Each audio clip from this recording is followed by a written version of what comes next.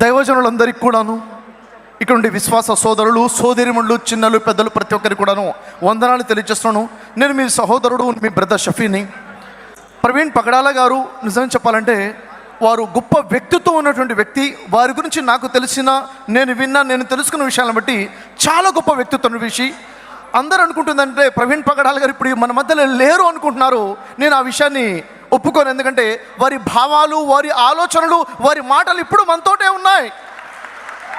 అయితే నేను ఇక్కడ మీ అందరినీ కోరుతుంది, దైవజనులందరూ నేను కోరుతుంది, మనలో ఎంతమంది ప్రవీణ్ పగడాల గారి భావాలతో పాటు నిల్చున్నాం? చేయొద్దండి. ఎంతమంది ఈ భావాలతో పాటు నిల్చున్నాం?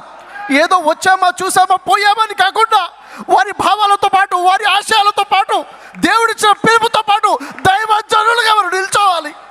ఎందుకంటే ఇహలోకం శాశ్వతం కాదు, పరలోకం నిత్య జీవమే శాశ్వతమైనది. కాబట్టి దానికోసం మనం ప్రజల్ని ఈరోజు సమాజంలో చూసుకుంటే మానవత్వం మంట కలిసిపోయింది. మానవత్వం లేకుండా పోయింది. సోదరులారా, ఈరోజు మన సమాజాన్ని మనం కాపాడుకోవాలి. మన సమాజాన్ని కాపాడుకోవాలంటే మనిషిని మనిషిగా చూసే సమాజాన్ని నిర్మించుకోవాలి.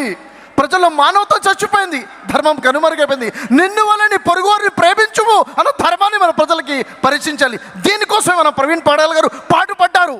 వారు చేసిన ప్రయాణం ఊరూరు తిరుగుతూ ప్రజలకి పరిచయం చేశారు. ఇహలోకం కాదు, నిత్య జీవం గురించి మాట్లాడారు. సోదరులారా, సోదరి మనం బిగించాలి. ధర్మం కోసం ఏదైతే నిల్చున్నామో, మనం ఏదైతే జస్టిస్, వి వాంట్ జస్టిస్ అని అంటున్నామో, దానికోసం ఇప్పుడు ఏదైతే ఐక్యత మనలో కనిపిస్తుందో, సహోదరులు కలిసి ఉండుట ఎంత మేలు, ఎంత మనోహరము. మనం అందరం కూడా శ్వాసలు అనేక సంఘాలుగా విడిపోయి ఉన్నాం కాదు, మనకు కావాల్సిందే ఐక్యత. సోదరులారా, నేను మీ అందరితో పాటు కలిసి నిల్చున్నాను అని చెప్పడం కోసమే ఇక్కడ వచ్చాను. మీ అందరితో పాటు నేను ఉన్నాను అని చెప్పడం కోసం నేను ఇక్కడికి వచ్చాను. కలిసి నిలబడదాం, కలిసి ఐక్యత కోసం నిలబడదాం. మన భారతదేశాన్ని ఒక ఐక్యతగా చేసుకునే మనం పూర్తి ప్రయత్నం చేద్దాం.